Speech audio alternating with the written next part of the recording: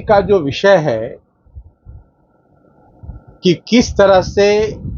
दिल्ली के अंदर केजरीवाल सरकार जनता को गुमराह करके सत्ता में बने रहने की कवायद कर रही है, किस तरह से जनता को गुमराह करके राज्यों में सरकार बनाने की कवायद चल रही है, इसका एक जीता जागता उदाहरण है कि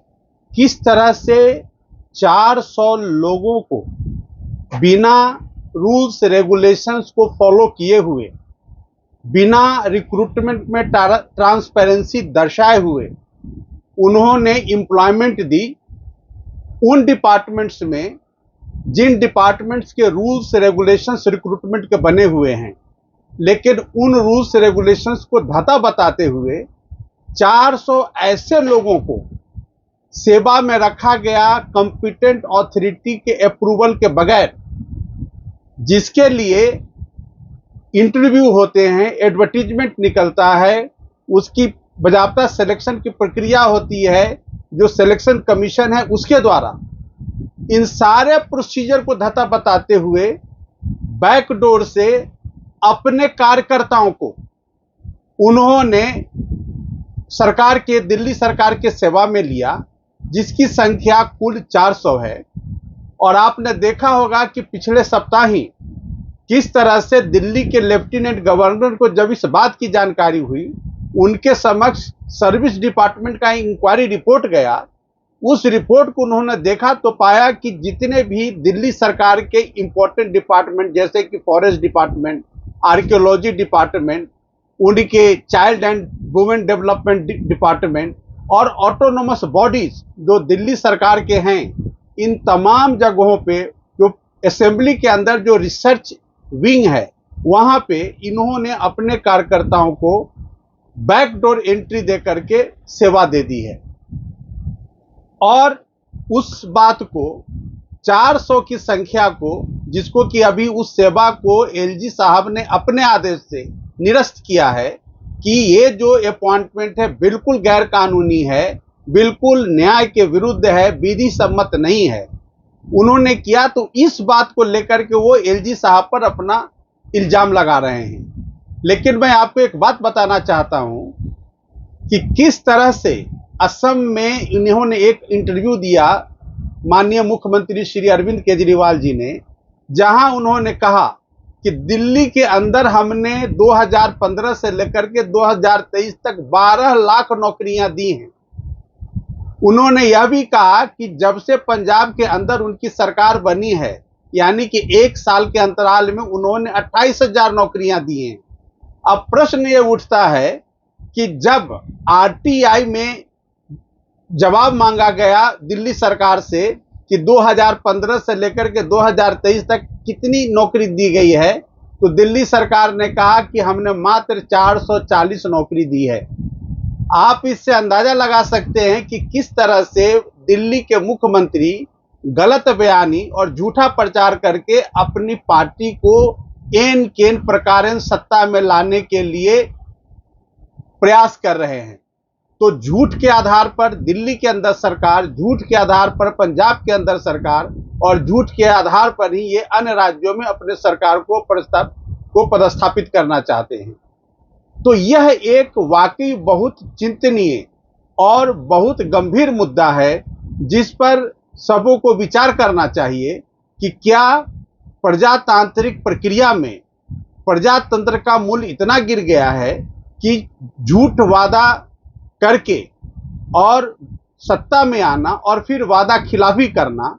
एक बात, दूसरी बात ये कि अगर किसी को नौकरी देनी है तो वो उस पार्टी का कार्यकर्ता ही केवल हो और उसको नौकरी देने के नाम पर जितनी प्रक्रियाएं हैं कानूनी, उन सबों को दरकिनार कर देना, उन सबों को अनदेखा कर देना, ये कहां तक न्याय संगत है। तो इस तरह से जो मुख्यमंत्री अरविंद केजरीवाल जी का प्रयास है, ये न तो ये केवल लोकतंत्र को कमजोर कर रहा है, बल्कि जो सरकार के जो कुछ पैरामीटर्स हैं, एथिक्स हैं, इन सारे एथिक्स को तार तार करके किसी भी तरह से सत्ता में बने रहना, किसी भी तरह से चुनाव जीतना। आज आपको याद होगा कि माननीय सर्वोच्च न्यायालय के अंदर में झूठा वादा का एक मुकदमा पीआईएल, एक नहीं बल्कि कई पीआईएल लंबित हैं। उसके अंदर एक कमिटी बनाई गई है जो इस बात को एग्जामिन करे कि चुनाव के दरमियान जो राजनीतिक पार्टियां कहती हैं कि हम आपको मुफ्त में बिजली देंगे, मुफ्त में पानी देंगे, मुफ्त में वाईफाई सर्विसेज देंगे, हम आपको इतना वृद्धा पेंशन के नाम पर देंगे, इतना जो नौजवान हैं उनको हम प्रति माह इतना वजीफा दे देंगे। तो इस तरह का जो वादा किया जा रहा है और सरकार में आने के बाद वो वादा कभी पूरा नहीं होता है, और कोई अगर वादा पूरा भी करता है तो वो किस तरह से आम जनता जो टैक्स पेयर्स के मनी को का गलत इस्तेमाल करके आप वोट की राजनीति को दुरुस्त रखने के लिए जनता के पैसे पर आप अपनी पार्टी की जीत सुनिश्चित करना चाहते हैं। लोकतंत्र में कहां तक न्याय संगत और उचित प्रक्रिया है, इस पर सुप्रीम कोर्ट बहुत गंभीरता से विचार कर रही है, हियरिंग कर रही है। तो आप देखेंगे कि ऐसी सूरत में कि दिल्ली की सरकार, अरविंद केजरीवाल जी के नेतृत्व की सरकार किस तरह से जनता को गुमराह करके, जनता के हित को दरकिनार करके सिर्फ अपनी पार्टी, अपने लिए, अपनी पार्टी के लिए और अपने पार्टी के चुनिंदे कुछ कार्यकर्ताओं को लाभ पहुंचाने के लिए पद का दुरुपयोग किया जा रहा है।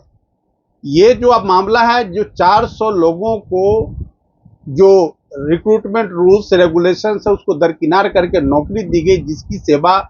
माननीय लेफ्टिनेंट गवर्नर दिल्ली ने निरस्त किया है, वह एक बहुत ही गंभीर मुद्दा है कि किस तरह से पद का दुरुपयोग करके, ये बिल्कुल पद के दुरुपयोग का मामला है। पद का दुरुपयोग करते हुए आपने अपने लोगों को अपने हित के लिए लाभ पहुंचाया है। तो एक तरह से ये कदाचार का मामला बनता है, और ऐसे कदाचारी सरकार, ऐसे कदाचारी व्यवस्था पर कानूनी प्रक्रिया लागू होनी चाहिए। कानून के हिसाब से इन पर कार्रवाई होनी चाहिए कि जो भी लोग इस तरह के कार्य में लिप्त हैं उनके खिलाफ इन्वेस्टिगेशन हो, उनके खिलाफ कानूनी कार्रवाई हो, और अगर पाया गया कि नहीं वाकई अपराध हुआ है तो उनके खिलाफ प्रोसिक्यूशन हो। तो मैं तो यहां तक अपनी बात कहना चाहता हूं कि एक गंभीर मामला है। आज दिल्ली का युवा बेरोजगार सड़कों पे घूम रहा है। दिल्ली के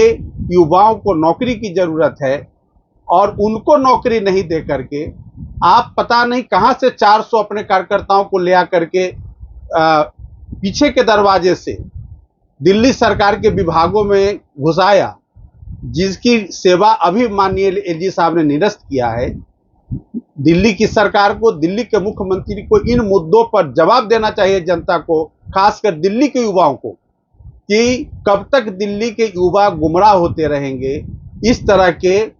अनएथिकल सरकार के द्वारा। धन्यवाद।